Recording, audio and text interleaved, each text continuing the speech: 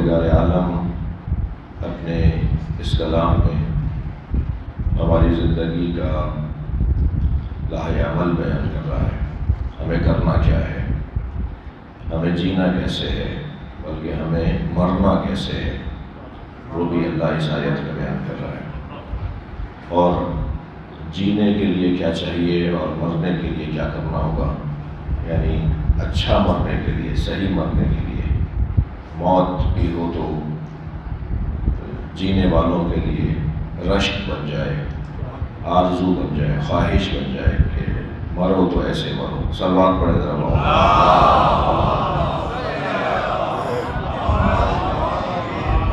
اور ویسے بھی ماہ مبارک رمضان کا پہلا دن ہے، عبادتوں کے لمحات ہیں، تسبیح پروردگار کی ساعات ہیں. اور اس مہینے میں نبی مکرم نے ایک خاص اعلان کیا ہے.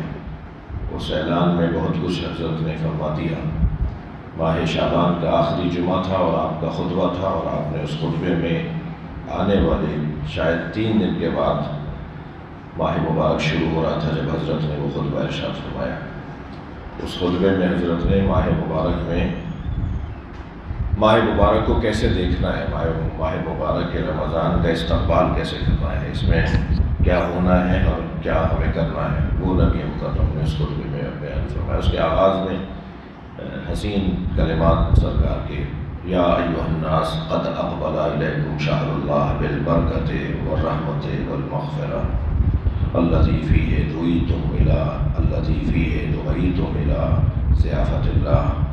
اے لوگو، اللہ کا مہینہ قریب آ رہا ہے، پہنچنے والا ہے، کچھ ہی دیر میں آنے والا ہے. ایسے فرما رہے ہیں حضرت جیسے اٹھو استقبال کرو، وہ مہمان آ گیا. اس انداز سے حضرت ارشاد فرما رہے ہیں اے لوگو، اللہ کا مہینہ. اچھا، بات بھی لوگوں سے ہو رہی ہے، مسلمانوں سے نہیں ہو رہی، مومنوں سے نہیں ہو رہی. اس مہینے کی برکتیں صرف اور صرف مسلمانوں اور مومنوں تک نہیں پہنچتی، بلکہ اس مہینے کی برکتیں حتیٰ غیر مسلموں تک بھی پہنچتی ہیں. لہٰذا یہ مہینہ جو فائدہ پہنچانے والا مہینہ ہے، وہ سب کو فائدہ پہنچانے والا مہینہ ہے. اس مہینے میں سب کو کچھ نہ کچھ نصیب ہوگا.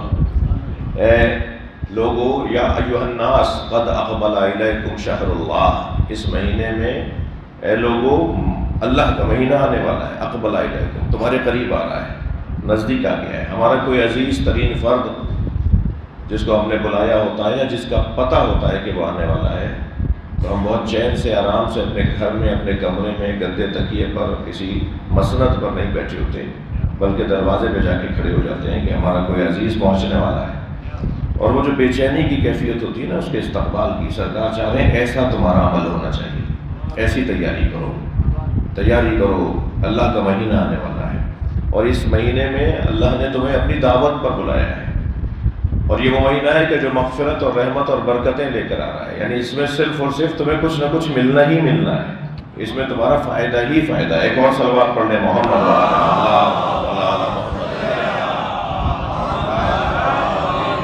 اس میں مغفرتیں ہیں، اس میں برکتیں ہیں، اس میں رحمتیں ہیں. اور اس مہینے میں اللہ نے تمہیں اپنی دعوت پر بلایا ہے. اللہ نے تمہیں الذی دعیتم فیہ الی ضیافۃ اللہ. اور صرف بلایا نہیں ہے، دعیتم نہیں ہے صرف، بلکہ دعیتم بھی ضیافۃ اللہ، تمہیں مہمانی پر بلایا ہے. ایک مطلب بلانا ہوتا ہے، پتہ نہیں کیا ہوگا بھائی. صلوات پڑھ لیں ذرا نبی کے نام پر.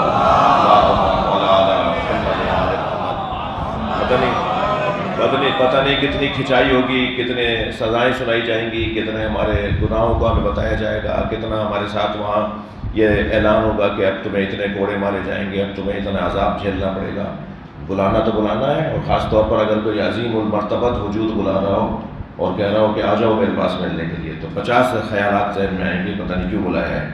لیکن یہاں پہلے ہی تسلی دے دی کہ گھبراؤ نہیں، اس مہینے میں اللہ نے مہمانی پر بلایا ہے. وہ تمہاری تواضع کرنا چاہتا ہے، وہ تمہیں کچھ کھلانا پلانا چاہتا ہے، وہ تمہیں کچھ دینا چاہتا ہے. اب ہر شخص دعوت جب کرتا ہے تو وہ اپنے معیار کے مطابق کرتا ہے. ہر شخص کی دعوت اس کے معیار کے مطابق ہوتی ہے. فقیروں کو بلایا ہے تو چٹنی نہیں رکھے گا بلانے والا، یعنی یہ نہیں دیکھا جائے گا جا کون رہا ہے، یہ دیکھا جائے گا بلا کون رہا ہے. بلایا جس نے ہے وہ اپنی شان کے مطابق دعوت کرے گا نا. ایسا تو نہیں ہوگا کہ بلانے والا مثلاً کروڑ ارب پتی ہے اور کیونکہ فقراء کو بلایا تو بھائی ان کو چٹنی روٹی رکھ دو، یہی تو کھاتے ہیں. یہ نہیں ہوگا. وہ بلانے والے کی شان کے مطابق نہیں ہے کہ ان کے سامنے وہ چیز رکھ دے کہ جو وہ روزانہ کھاتے ہیں، بلکہ بلانے والا اپنی شان کے مطابق دسترخوان سجائے گا. اب کوئی طے تو کرے کہ محمد مصطفیٰ کی شان کیا ہے. اب کوئی طے تو کرے مولا کائنات کی شان کیا ہے. جب دنیا آج تک جناب زہرا کی شان طے نہیں کر پائی تو زہرا کے رب کی شان کون طے کرے گا؟ جی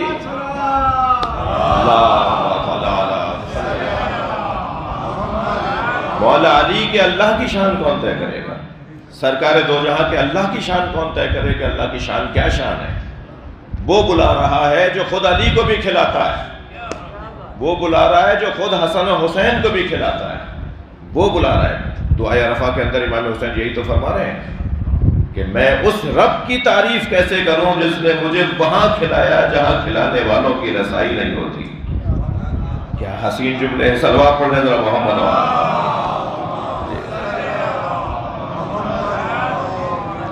لہذا دعوت پر اللہ نے بلایا ہے. اب وہ بلانے کے بعد کیا کر رہا ہے؟ اب ذرا دیکھیے تو صحیح کیا ہو رہا ہے اس مہینے میں. سارے سال پانی حلال، سارے سال کھانا کھانا حلال جائز، اور دعوت پر بلا کے کہہ رہا ہے خبردار پانی پینا حرام، خبردار کھانا کھانا حرام، خبردار جسمی تلذذ حرام، خبردار ہر حلال حرام. حرام تو ویسے ہی حرام ہے، وہ تو ہر مہینے میں حرام ہے نا، لیکن اس مہینے میں تو حلال بھی حرام ہو گئے. یہ کیا ہو رہا ہے بھائی؟ ہم نے تو نبی سے سنا تھا کہ دعوت پہ بلایا گیا ہے. اللہ اپنے لوگوں کو، انسانوں کو اپنے دعوت پر، مہمانی پر بلا رہا ہے، تو اللہ بلا کر بھوکا مار رہا ہے، اللہ بلا کر کھانے پینے کو بند کر رہا ہے، اللہ بلا کر ہر لذت کو کے اوپر ممانعت اور اس کو ممنوع قرار دے رہا ہے. یہ کیسی دعوت ہے؟ اصل بحث کچھ اور ہے، اصل بات کچھ اور ہے. وہ یطعم ہے، یطعم نہیں ہے. وہ کھلاتا ہے، کھاتا نہیں ہے. وہ یشرب ہے، یشرب نہیں ہے. وہ پلاتا ہے، پیتا نہیں ہے. وہ بولتا ہے مگر زبان گوشت کے لوتھڑے سے نہیں بولتا. وہ سنتا ہے مگر ان کانوں سے نہیں سنتا. اب وہ جیسا ہے چاہتا ہے کہ جو میرے پاس آ رہا ہے اس کے اندر کچھ میری خوشبو تو آ جائے، وہ نکل جائے کھانے پینے کی الجھنوں سے، وہ نکل جائے پانی کی الجھنوں سے. آپ ایک گلاس پانی پیئیں گے، 1 گھنٹے بعد اس کے اثرات شروع ہو جائیں گے. یہ مجبور کرے گا آپ کو، یہ پریشان کرے گا ہمیں. کھانا جو ہم نے 1 روٹی کھانا کھایا، 1 روٹی کھائی، یہ 1 گھنٹے بعد یہ 1 روٹی ہمیں پریشان کرے گی. ہم اس کے ہاتھوں مجبور ہو جائیں گے.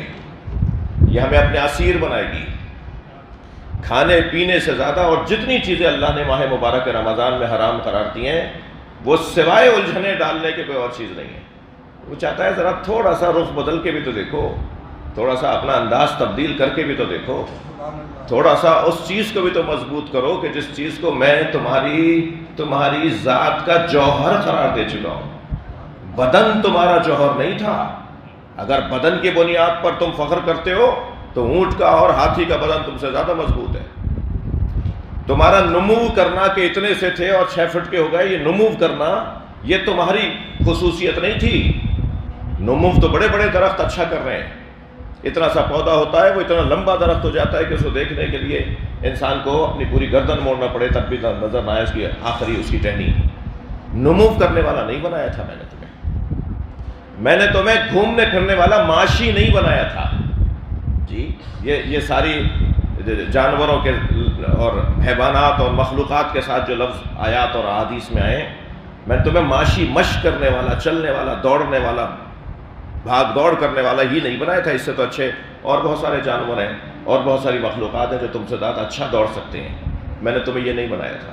تمہارا جوہر، تمہارا نمو کرنا، نشو و نما کرنا، ماشی کرنا، جی مضبوط بدن کا حامل ہو جانا تمہارا جوہر نہیں ہے.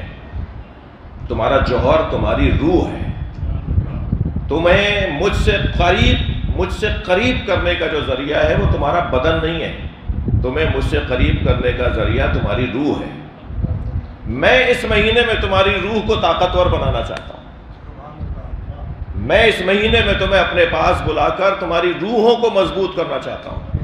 تمہارے سامنے ایک حلال چیز رکھی ہوئی ہو اور تم مجھے اس 30 دن میں کر کے دکھاؤ کہ تم چاہو تو تم اس کو ہاتھ نہیں لگاؤ. تمہارے سامنے ایک جائز چیز رکھی ہو، تم مجھے ایسا کر کے دکھاؤ، کر کے دکھا سکتے ہو کہ تم اپنے اوپر تسلط اتنا حاصل کر لو، اتنا اپنے پر کنٹرول حاصل کر لو کہ تم چاہو تو اس حلال اور جائز چیز کے قریب نہ جاؤ. تم ایسا کر کے مجھے دکھاؤ، میں تمہیں ایسا دیکھنا چاہتا ہوں. اس نے نہ نماز کو کہا کہ الصلاۃ لی، نہ اس نے حج کو کہا کہ الحج لی، توجہ چاہوں گا. اس نے احادیث کے اندر نہ زکوٰۃ کو کہا کہ الزکوٰۃ لی، یعنی اس نے یہ نہیں کہا کہ الصلاۃ لی، نماز میرے لیے پڑھی جاتی ہے، نماز میرے لیے پڑھی جاتی ہے، حج میرے لیے کیا جاتا ہے، زکوٰۃ میرے لیے ادا کی جاتی ہے. کسی عبادت کو اس نے، ہماری کسی عبادت کو اس نے یہ نہیں کہا، تصدیق نہیں کی اس نے کہ یہ میرے لیے ہوتی ہے. صرف روزے کو اس نے کہا ہے الصوم لی، روزہ صرف میرے لیے رکھا جاتا ہے. کوئی کام تو میرے لیے کرو. صلوات پڑھے ذرا محمد وعلیہ.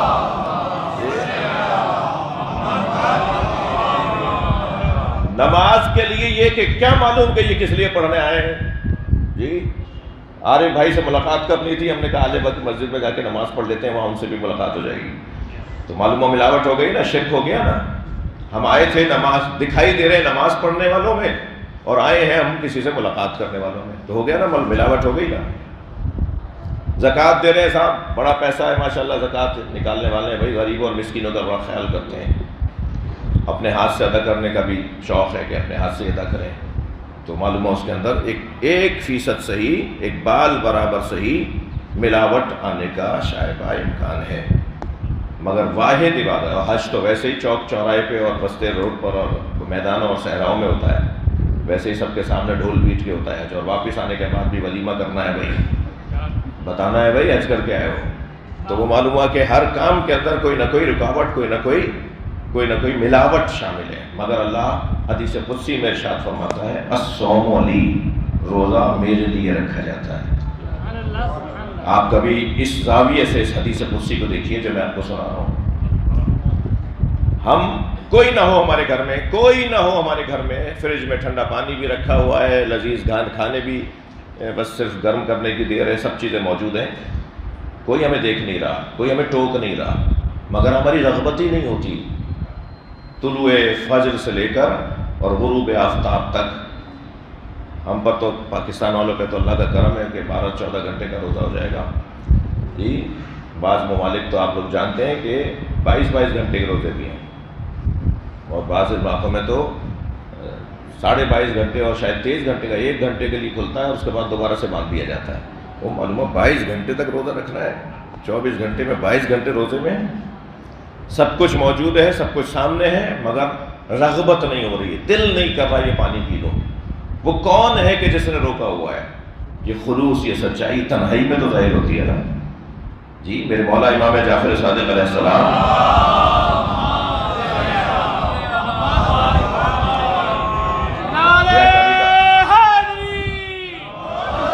ریاکاری کا جو قاعدہ اور قانون اور فارمولہ دیا ہے نا ائمہ اہل بیت کی تعلیمات کی روشنی میں، عرفاء نے اور اہل عرفان، اہل ورع، اہل تقوی شخصیات نے جو فارمولہ قاعدہ قانون دیا ہے کہ کون کیسے طے کروں میں کہ میں یہ ریاکاری کر رہا ہوں یا یہ میں اللہ کی خاطر کر رہا ہوں کام. اس کا ایک قاعدہ اور قانون اور ایک فارمولہ یہ ہے کہ دیکھو وہ کام مجمع میں تم جس نشاط کے ساتھ کرتے ہو، کیا تنہائی میں بھی اسی نشاط اور شادابی کے ساتھ کرتے ہو؟ اگر تنہائی میں بھی اسی نشاط اور شادابی کے ساتھ تم وہ کام کرتے ہو جو کام تم نے 10 آدمیوں کے سامنے کیا تھا، تو پھر سمجھ لو کہ تم مخلص ہو، خالص ہو، خلوص کے ساتھ کام کر رہے ہو. اور اگر مجمع میں ذرا سج کر بن کر اور بڑے اہتمام کے ساتھ وہ کام کرتے ہو اور تنہائی میں تم کچھے بنیان میں نماز پڑھ لیتے ہو، مجھے معاف کیجیے گا، مجمع میں تو تم سوٹ بوٹ میں نماز پڑھتے ہو، مگر کمرے میں بند کمرے میں ہو تو کچھے بنیان میں بھی نماز پڑھ لیتے ہو. تو پھر خود طے کرو کہ یہ ریاکاری والا کام ہے. اگر تم سچے ہوتے تو بند کمرے میں بھی خوشبو لگا کے، پرفیوم لگا کے، بال بنا کے، کلف کے کپڑے پہن کے، مصلی کے اوپر سجا کر بیٹھتے، سج کر بیٹھتے. جیسے تم سب کے سامنے مصلی پہ سچ کے بیٹھتے ہو. یہ فارمولہ ہے, یہ قاعدہ ہے میرے عزیزوں. میرے کم سے ساتھیوں سے زیادہ بات کر رہا ہوں, بزرگوں کو کوئی بات ناگوار نہ گزر جائے, مجھے اس کا بھی خوف ہے. ایک صلوات اور عطیہ کریں محمد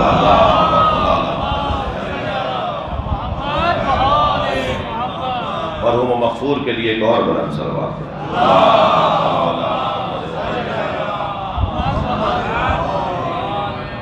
مگر میرا دل کر رہا ہے یہ حدیث قدسی آپ کو پوری سناؤں. الصوم لی, اللہ ہے ارشاد فرما رہا ہے.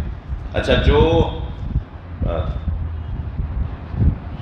بلا اختلاف, یعنی کوئی اختلافی حدیث, یعنی ہوتا ہے نا کہ اس حدیث کی سند نہیں ہے, وہ حدیث کچھ نے کہا ہے, کچھ نے کہا نہیں ہے, حدیث ہی نہیں ہے. یہ جو حدیث قدسی سنا رہا ہوں اس پہ کوئی بحث ہی نہیں ہے. یعنی سارے فقہا, علماء, دانشور, محققین نے اس حدیث قدسی کو مانا ہے جو میں سنا رہا ہوں. الصوم لی, اللہ ارشاد فرما رہا ہے روزہ میرے لیے ہے. یہ جو روزہ رکھا جاتا ہے میرے لیے رکھا جاتا ہے.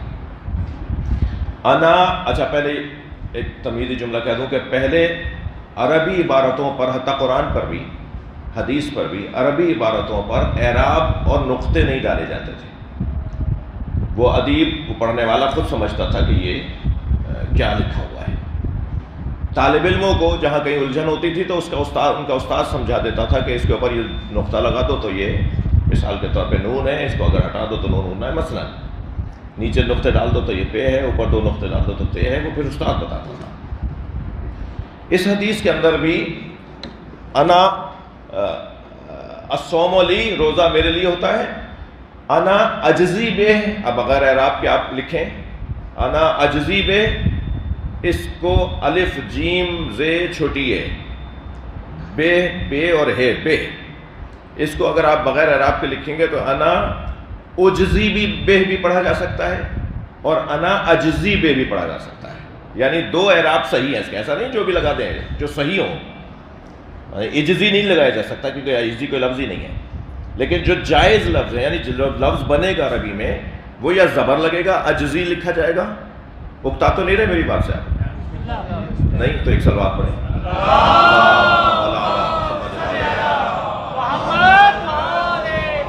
یا زبر لگے گا جی اجزی, یا پیش لگے گا اجزی. اجزی یا پیش لگے گا اجزا. جب پیش لگے گا تو پھر وہ چھوٹی یہ نہیں رہے گی, الف مقصورہ آ جائے گا اس کے بعد. یعنی یہ 2 اعراب ہی جائز ہیں. کیوں بھائی, یہ 2 اعرابوں میں کیوں آپ ہمیں اس بحث میں کیوں لے آئے ہمیں؟ اس لیے کہ دونوں کے معنی بدل جائیں گے. ہو سکتا ہے اللہ نے یہ کہا ہو, انا اجزی بے کہا ہو, نہیں اللہ نے کہا انا اجزا بے کہا ہو. اب معنی کیا ہوئے؟ اللہ ارشاد فرما رہا ہے الصوم لی, روزہ میرے لیے رکھا جاتا ہے. انا اجزی بے, اس کا معنی بنے گا میں خود اسے جزا دوں گا, میں خود اسے اجر دوں گا. اجزی جزا, میں خود اسے اپنے, جب میری چیز میرے لیے کیا تھا نا تو میں دوں گا. میں فرشتوں سے نہیں دلواؤں گا, میں کسی اور سے اسے اجر نہیں دوں گا, میں خود اسے جزا دوں گا اور اجر دوں گا. اس کا ترجمہ ہوگا انا, یہ میں خود دوں گا, میں خود اجر دوں گا, جزا دوں گا. یہ ہوگا اجزی بے. اور اجزا بے تو کیا ہی بات ہے, انا اجزا بے, میں خود اس کی جزا بن جاؤں گا. دیکھیں, ایک زبر اور پیش کے بدلنے سے, ایک چھوٹی یہ اور الف مقصورہ کے تبدیل ہونے سے کتنا معنی بدل گیا. میں جنت میں دوں گا اسے, میں اپنے ہاتھ سے اسے, اللہ کہہ رہا ہے میں اپنے ہاتھ سے اسے نعمتیں دوں گا. یہ ہے اجزی بے. اور جہاں وہ کہہ رہا ہے اجزا بے, وہاں وہ کہہ رہا ہے میں خود اس کی جزا بن جاؤں گا. اب اس کا ہاتھ نہیں ہوگا, ید اللہ ہوگا. اس کی زبان نہیں ہوگی, لسان اللہ ہوگی. اس کی آنکھیں نہیں ہوں گی, عین اللہ ہوگی.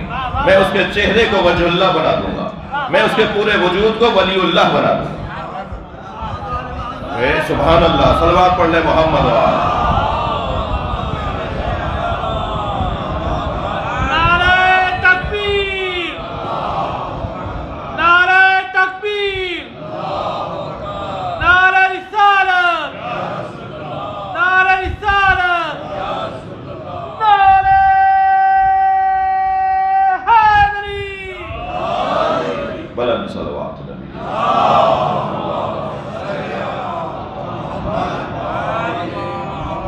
کرم ہے پروردگار عالم کا کہ اس نے ہمیں ایک مرتبہ پھر جینے کا موقع دیا، اور وہ بھی ماہ مبارک رمضان میں جینے کا موقع۔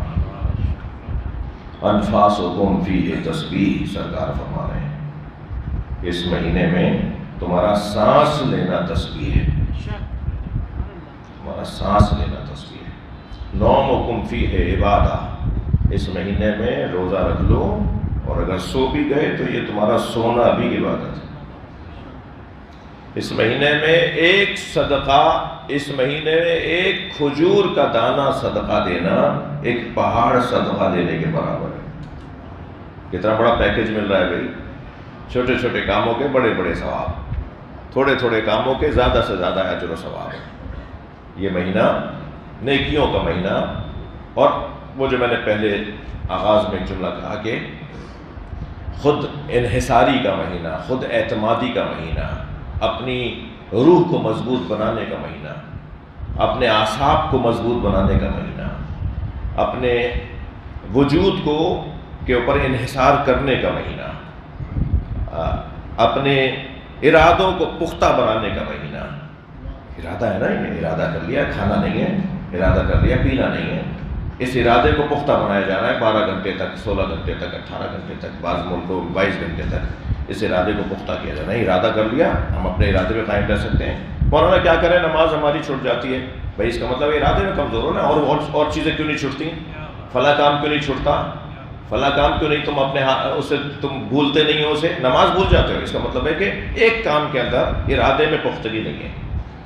تو انسان ارادے کا مضبوط ہو جائے تو اس کی بہت سارے کام اس کے ارادے کے تحت ہی تو ہو رہے ہیں، بلکہ یوں کہا جائے کہ ہر کام ارادے کے تحت ہو رہا ہے۔ تو جس کام میں وہ اپنے آپ کو مضبوط بنا لیتا ہے، اپنے ارادے کو مضبوط بنا لیتا ہے، اس کام کے اندر وہ مضبوط ہو جاتا ہے۔ اس مہینے میں ہمیں ارادوں کی مضبوطی کی مشق کروائی جا رہی ہے جی۔ سب سے زیادہ جو اس مہینے میں، اور پھر آپ دیکھیے عید کس کی ہے، عید ہے ہی اس کی، عید کہتے کس کو ہے، عید عود کے خاندان کا لفظ ہے، پلٹنے کے معنی میں۔